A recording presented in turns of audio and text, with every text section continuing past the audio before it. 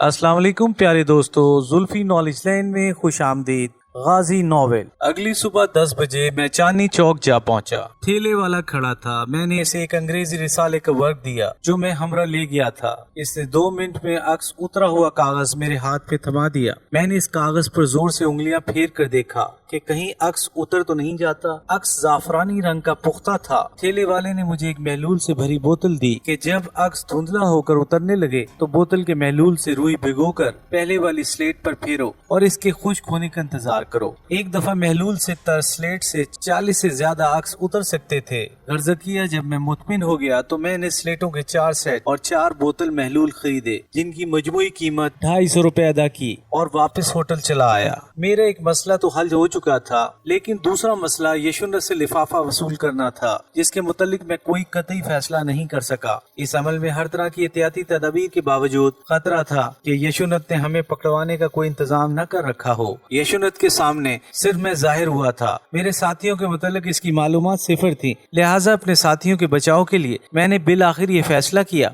कि यशुनत से लिफाफा मैं ही वसूल करूंगा। मेरे साथी मेरे तहफ़्फ़ुज़ के लिए इधर उधर मौजूद होंगे लेकिन सामने नहीं आएंगे। आज का दिन मेरे लिए बहुत अहम था। यशुनत के सामने मैं खुद को जाहिर एक्सपोज कर चुका था और फाइलों के लिफाफे की वसूली भी मुझे ही करनी थी। मुझे बार बार ये ख्याल आया कि अगर यशुनत ने छोटी बुराई यानी अपनी जाती गलतियां और कोताहियां अपने अफसरान को बताकर बड़ी बुराई यानी अहम फाइलें हमें देने और ताउन करने की बात अपने अफसरान बाला को बता दी तो फिर क्या होगा? न सिर्फ हमारा मिशन नाकाम हो जाएगा बल्कि मैं पकड़ा जाऊंगा। इस सूरत हाल में मेरा क्या हशर किया जाएगा इसका मुझे बाखूबी अंदाजा था। मुझे ये कहने में कोई यार नहीं कि पकड़े जाने की सूरत में भारतीय तशद्दुद की सोच ही से खौफ की लहर रीढ़ की हड्डी तक उतरती महसूस होती थी। जान जाने का खौफ नहीं, जान जाने का खौफ यकीन जानिए हरगिज न था, क्योंकि हम तो सरों पर कफन बांधकर सरहद पार आए थे।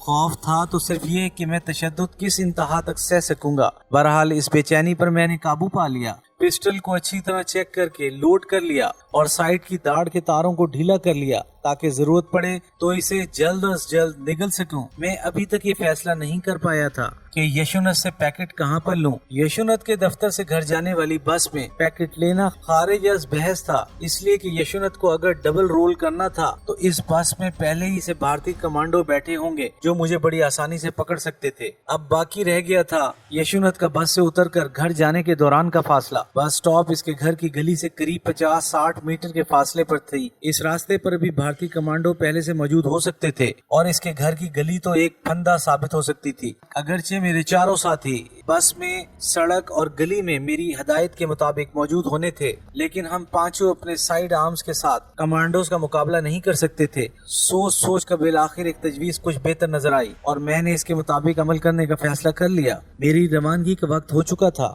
मैंने 2 नफल बारगाह रब्बुल इज्जत में अपनी कामयाबी की इल्तजा के पड़े और अपनी सारी तैयारी के साथ होटल से बाहर आ गया। मैंने होटल के बाहर खड़ी टैक्सियों में से एक टैक्सी ली और इसे कनाट पैलेस ले गया। वहाँ इस टैक्सी को छोड़कर एक दूसरी टैक्सी ली और यशुनत के घर की गली के सामने से रफ्तार आहिस्ता करवा के आगे बढ़ गया। मेरे 2 साथी वहाँ मौजूद ख्वांचे और ठेले वालों के साथ मसरूफ थे। आगे जाकर मैंने ये टैक्सी भी छोड़ दी और एक और टैक्सी लेकर यशुनत की गली वाली सड़क पर आ गया और इसे ऐसी जगह पार करवाया जहाँ से बस स्टॉप और मेरी टैक्सी के बीच में यशुनत की गली पड़ती थी। टैक्सी का रुख मैंने बस रूट के मुखालिफ सिमत रखा। मुझे ज्यादा देर तक इंतजार नहीं करना पड़ा। दफ्तर की रूट वाली बस आ गई। 3-4 मुसाफिरों के साथ यशुनत भी उतरा और मेरे 2 साथी भी। दूसरे उतरने वाले मुसाफिर बेजरर दिखाई दे रहे थे। बस आगे बढ़ गई। मेरे पहले से मौजूद 2 साथी मुझे अपने मखसूस इशारों से सब अच्छे की रिपोर्ट दे चुके थे। बस से उतरने वाले साथियों ने भी इशारों में सब अच्छे की रिपोर्ट दी तो मैंने टैक्सी स्टार्ट करने और आहिस्ता आहिस्ता आगे बढ़ाने का कहा। यशुनत बोझल कदमों से अपनी गली की तरफ आ रहा था। इसके हाथ में कपड़े का बना हुआ एक बड़ा थैला था जिसे वो दोपहर के खाने का टिफिन कैरी रखने के लिए इस्तेमाल करता था।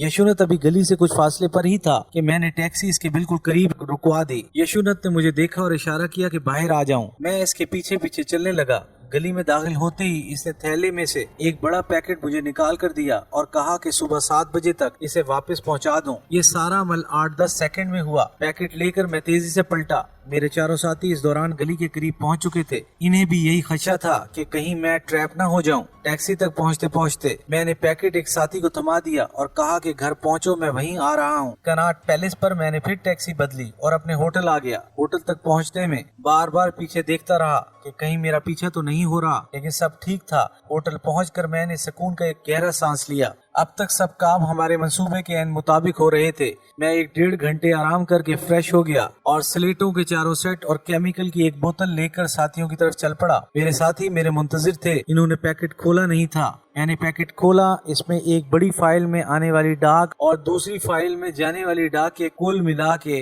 200 से ऊपर खतूत थे। मैंने खतूत पढ़ने से पहले अच्छी तरह से जांच की कि आने वाली डाक के खतूत पर दफ्तरी तरीके के डबल फोल्डिंग के निशान है या नहीं। सब पर ये निशान मौजूद थे, जिससे इनके सही होने का पता चलता था, जबकि जाने वाले डाक फोल्ड नहीं थी। हर खत पर कॉन्फिडेंशियल और टॉप प्रायोरिटी की मोहर लगी हुई थी। जाने वाली डाक कार्बन की कापियां थी, जबकि आने वाली डाक असली खतूत पर मुश्तमिल थी और इनके लेटर हेड्स पर मुख्तलिफ कोर और डिविजन्स के निशान और नंबर छपे हुए थे। जबकि जाने वाली डाक पर खत भेजने वाले अफसर का नाम और रैंक दस्तखतों वाली जगह के नीचे दर्ज था और इसके नीचे टाइपिस्ट और ऑफिस सुपरिटेंडेंट के नाम के पहले हरूफ दर्ज थे। जब मैं हर तरह से डाक के सही होने पर मुतमिन हो गया तो मैंने साथियों को बताया। इन्होंने खुशी का नारा लगाया और भड़ भड़ कर मुझे इस कामयाबी पर मुबारकबाद देने लगे। मैंने इन्हें इसी गर्मजोशी से मुबारकबाद दी और कहा कि इतनी बड़ी कामयाबी टीम वर्क के बगैर मुमकिन न थी और मुबारकबाद के हम सब बराबर के मुस्तहिक हैं। हकीकतन ये हमारी बहुत बड़ी कामयाबी थी। हम आर्मी हेडक्वार्टर्स में दराज डालने और राब्ता कायम करने में कामयाब हो गए थे और अब हमें मुसलसल अहम नौयत की मालूमात वसूल करने का रास्ता तलाश करना था। मैंने चारों साथियों को स्लेटों से कापी बनाने की तरकीब समझाई और दोनों फाइलों के कागजात इनमें बांट दिए और वो पूरी मुस्तैदी से कापियां बनाने में लग गए। 4 घंटे से ज्यादा की मुसलसल अर्करेजी से तमाम कापियां तैयार हो गईं। मैंने यशुनत की दी हुई फाइलों में खतूत इस तरतीब से लगा दिए। जो कापियां हमने बनाई थी वो अलग महफूज कर दी गईं। कापियों की खुशी में हम रात का खाना भी भूल चुके थे। जब सब काम खत्म हो गया तो एक साथी ने चाय बनाई। चाय पीते हुए मुझे एक ख्याल सूझा। मैंने कैमरे वाले और एक दूसरे साथी को तैयार होने के लिए कहा। तैयार तो वो पहले ही थे और मुसल्ला भी। कैमरा और फ्लैश गन बैग में डालकर वो मेरे साथ हो लिए। रात के करीबन 11:30 बजे होंगे जब हम यशुनत की गली में पहुंचे। टिमटिमाते हुए 1-2 सरकारी बल्ब इस तंग गली का अंधेरा दूर करने की नाकाम कोशिश कर रहे थे। मैंने कैमरे वाले साथी से कहा कि यशुनत के घर के दरवाजे के बाहर वो मेरी और यशुनत की ऐसी पोज में तस्वीर उतारे कि मेरी पुश्त हो और यशुनत का चेहरा, और मैं फाइलें इसे देते हुए इस तरह पकड़ूंगा कि फाइल को और इस पर लिखा हुआ साफ पड़ा जाए। दरअसल साथियों के घर चाय पीते हुए मेरा ख्याल अचानक एक फाइल कवर पर पड़ गया। यशुनत ने अपने दफ्तर में जल्दी या घबराहट में भेजे जाने वाले खतूत की कार्बन कॉपीज ऐसे फाइल कवर में लगा दी थी, जिस पर ऊपरी कोने से नीचे दूसरे कोने तक एक मोटी सुर्ख पट्टी बनी हुई थी और इस पट्टी पर बड़े हरूफ में कॉन्फिडेंशियल और फाइनल, और फाइल कवर के ऊपरी हिस्से पर भी बड़े हरूफ में आर्मी हेडक्वार्टर्स लिखा हुआ था। इसी फाइल कवर ने मुझे ये काम करने पर उकसाया था। मेरे साथी ने यशुनत के घर के सामने पहुंचकर कैमरे को फोकस करके अपनी जगह संभाल ली। दूसरे साथी ने पिस्टल निकालकर हमें कवर किया और मैंने यशुनत के घर के दरवाजे पर लगी घंटी बजाई। थोड़ी देर बाद यशुनत की बड़ी टीचर लड़की ने दरवाजा खोलकर पूछा। मैंने कहा एक जरूरी काम से यशुनत साहब से मिलना है। वो लड़की गालबन सोई हुई थी, इसलिए बड़बड़ाती हुई अंदर चली गई। इसके थोड़ी देर बाद ही यशुनत धोती संभालता हुआ बाहर आया। मुझे देखकर इसका रंग फक हो गया। जो गुमसुम सवालिया निशान बना खड़ा था। मैंने इसे कहा देर से आने की माफी चाहता हूँ। अलग सुबह मुझे एक जरूरी काम से आगरा जाना है, इसलिए फाइलें लौटाने आया हूँ। ये कहते कहते मैंने सुर्ख पट्टी वाली फाइल पैकेट से निकाली और यशुनत के हाथ में देते हुए कहा, आपका ताउन हमें बर वक्त मिलता रहे तो आपको हमारी वजह से कोई परेशानी नहीं होगी। ठीक इसी वक्त फ्लैश लाइट चमकी। यशुनत के मुंह से बेख्तियार चीख निकली और वो उछल पड़ा। मैंने यशुनत के कंधे पर हाथ रखकर इसे दिलासा दिया। वो बार बार मेरे कैमरे वाले साथी की जानिब इशारा कर रहा था, जो तस्वीर उतारते ही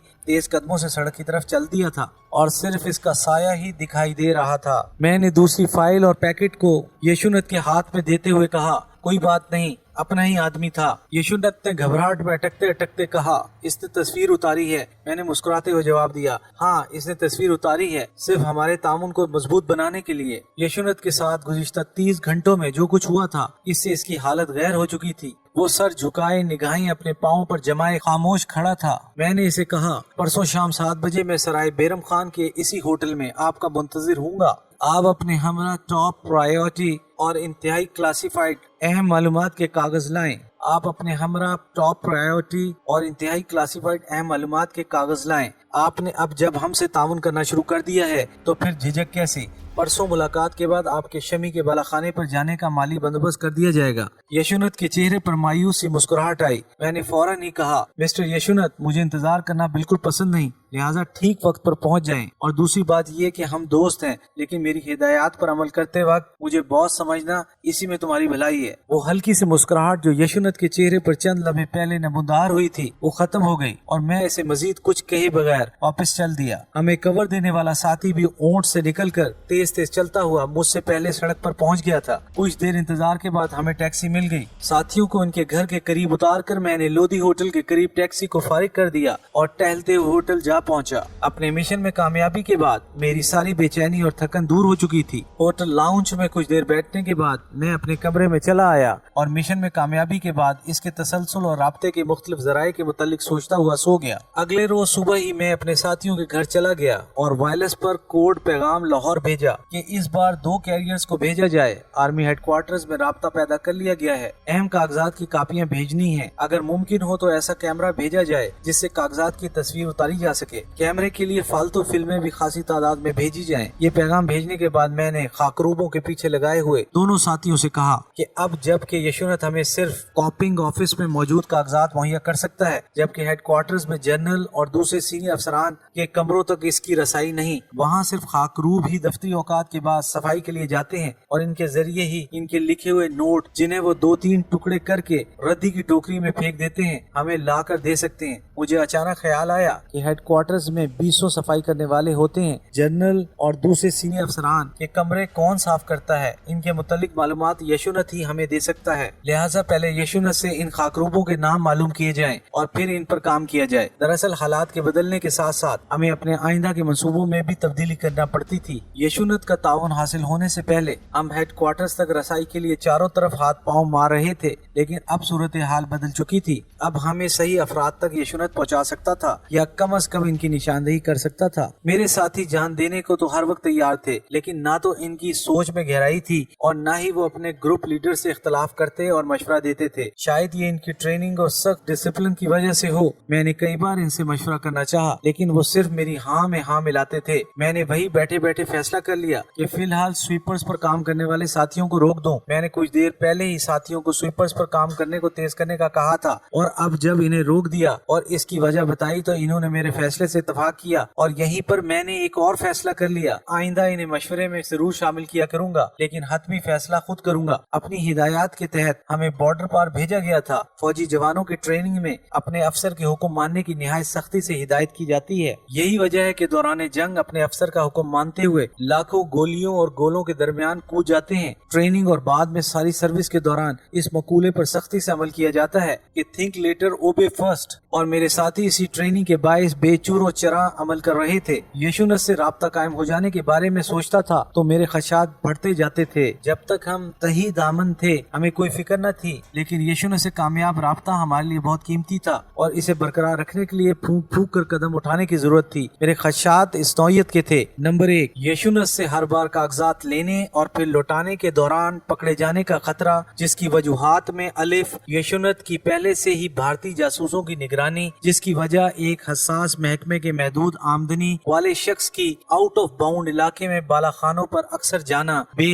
شراب کے نشے میں اپنا راز اگل دینا، جیم، یشونت کی جوان اولاد کو باپ کی اس ڈیل کا پتہ چل جانا اور وطن پرستی کے جذبے کے تحت ان کا اس ڈیل کو تشت از بام کرنا، دال، یشونت کو مجھ سے جو رقم ملنی تھی اسے بے احتیاطی سے خرچ کرنا اور پکڑے جانا۔ غرضکیہ کئی خدشات تھے جن سے نمٹنے کے لیے مجھے فیصلہ کرنا تھا۔ میرا پہلا فیصلہ تو یہ تھا کہ ذاتی طور پر یشونت سے کاغذات لینے اور دینے کے بجائے ڈراپ کا طریقہ اختیار کیا جائے، یعنی کسی پبلک پیلس پر کسی ایسی محفوظ جگہ کو تلاش کرنا جہاں یشونت مقررہ وقت پر کاغذات کا پیکٹ رکھ دیا کرے اور میں اور میرے ساتھی باری باری وہاں سے وہ پیکٹ یشونت کی واپسی کے فوری بعد اٹھا لیا کریں، اور اسی طرح مقررہ وقت پر ہم پیکٹ رکھ دیا کریں اور یشونت اٹھا لیا کرے۔ میں نے اپنے ساتھیوں کو یہ تجویز بتائی تو حسب معمول انہوں نے بالکل صحیح اور بہت اچھا کہا۔ ایپیسوڈ 14 اختتام پذیر ہوئی۔